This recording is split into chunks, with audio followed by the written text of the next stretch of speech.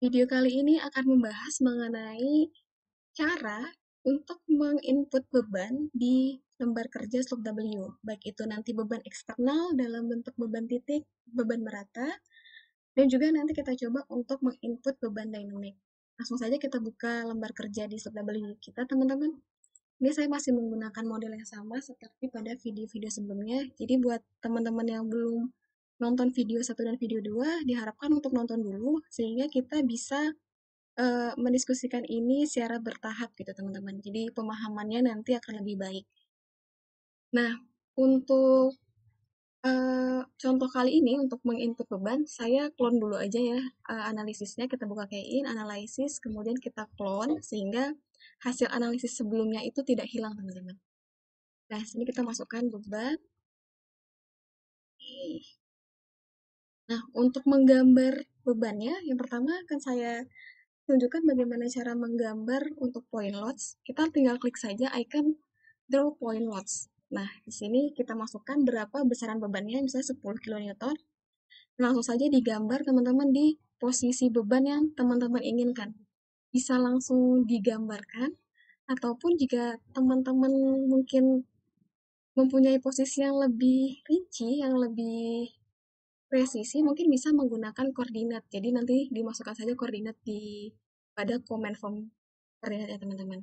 Nah, untuk kali ini saya langsung gambar saja ya di lembar kerjanya. Klik kiri 1 kali di bagian permukaan tanah, kemudian klik lagi di bagian atas dari bebannya. Untuk mengakhirinya kita bisa langsung klik done ataupun klik kanan teman-teman. Ini sudah ada. Langsung saja ya kita running, kita coba running dulu, dicentang dulu untuk analisisnya, kemudian klik start. Nah, ini nilai SF-nya sudah muncul sekitar 2,8. Ternyata kalau kita bandingkan dengan hasil sebelumnya tidak jauh berkurang ya teman-teman. Tidak. Ternyata beban 10 kN poin tadi ini tidak sebegitu berefeknya kepada lereng kita ini. Kemudian coba kita lakukan input menggunakan beban merata. Kita kembali ke define. Kemudian ini adalah pilihan untuk beban merata. Oke, kita add. Kemudian kita tentukan berapa bebannya. Jadi untuk beban merata ini, slop double itu mendefinisikan seperti kita menambah beban sarsage. Nah, jadi dia dalam bentuk nanti berat jenis bebannya gitu. Nah, kita masukkan saja misalnya 10 kN per meter pangkat 3. Nah, kita gambarkan di sini draw. Kita tinggal klik di posisi yang kita inginkan. Bebannya, klik kiri, kemudian kita tarik ke atas dulu, baru pada posisi akhir bebannya kita klik lagi. Ini sudah jadi, tinggal di klik kanan teman-teman. Kemudian kita bisa langsung analisis ulang. Kita lihat apakah bebannya kok tidak ngefek. Karena ternyata bebannya ini sudah berada di luar dari bidang gelincirnya teman-teman. Makanya dia tidak membuat bidang SF-nya menjadi cukup berkurang. Begitu teman-teman. Coba ya kita buat kalau misalnya beban meratanya itu lebih ke dekat lereng.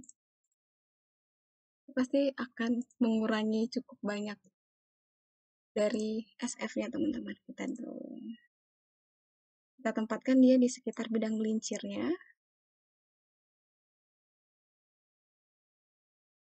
Di sini kita masukkan 10 kN per meter kubik. Kita start analisis. Nah, beban ini cukup berpengaruh ya pada lereng kita, sehingga SF-nya berkurang menjadi 1,129 teman-teman.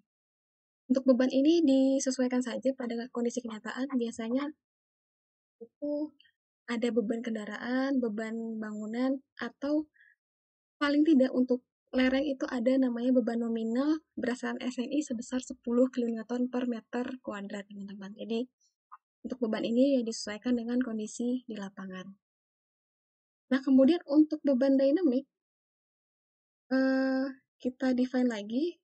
Saya bedakan saja lembar kerjanya untuk beban dinamik. Jadi, ini kita clone lagi, kita ganti menjadi beban dinamik. Kita close. Nah, lalu kita buka KI. Ini ada seismic load, teman-teman. Bisa diklik.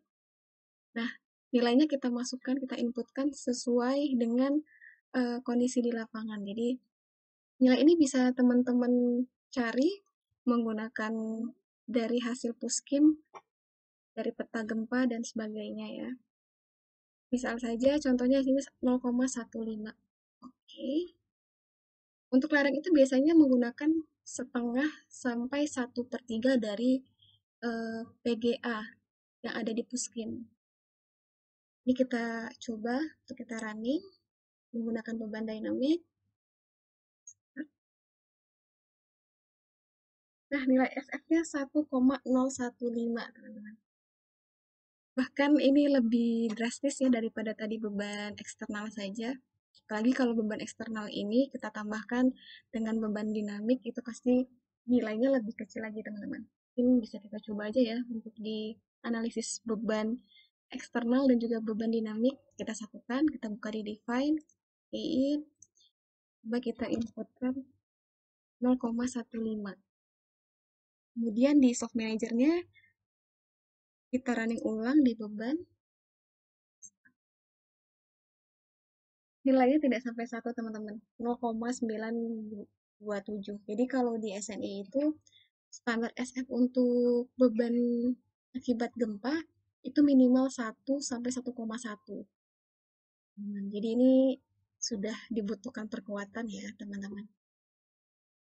Gitu untuk input beban. Silahkan teman-teman coba. Untuk pertemuan di video berikutnya mungkin kita bisa membahas bagaimana cara perkuatan. Jadi kan ini nilai SF-nya di bawah standar yang diizinkan.